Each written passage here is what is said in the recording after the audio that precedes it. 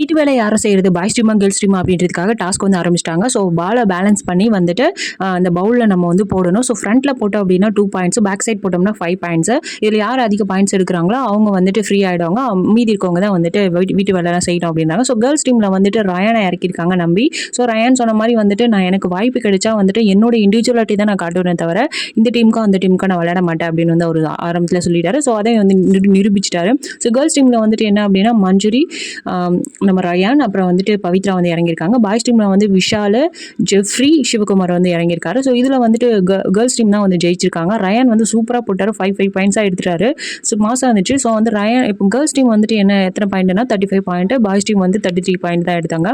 So இதில் வந்து girls team win பண்ணிட்டாங்க. ரொம்ப சந்தோஷமாக இருக்காங்க. ஸோ வீட்டு வேலைலாம் இந்த வாரம் வந்துட்டு பாய்ஸ் டீம் தான் செய்ய போகிறாங்க. ஸோ ரயான் மேலே செம்ம கலந்து இருப்பாங்க பாய்ஸ் டீம்லாம். ஆனால் ரயான் வந்துட்டு சௌந்தர்யா பின்னாடியே சுற்றிட்டு இருக்காரு. ஸோ க்யூட்டாக இருக்கு அவங்க பேர் வந்துட்டு. ஸோ ரயான் இன்னும் கொஞ்சம் போல்டாக இருந்தால் நல்லாயிருக்கும். ஒரு பெருசாக வந்துட்டு ஃபைட் பண்ணலை, எதுவும் அவருடைய பாயிண்ட் வந்து அதிகமாக வைக்கிற மாதிரி தெரியல. ஸோ ரயான் வந்து நிறைய பேருக்கு பிடிச்சிருக்கு. உங்களுக்கு பிடிச்சிருந்தா மறக்காமல் லைக் பண்ணிட்டு கமெண்ட்லாம் சொல்லுங்கள்.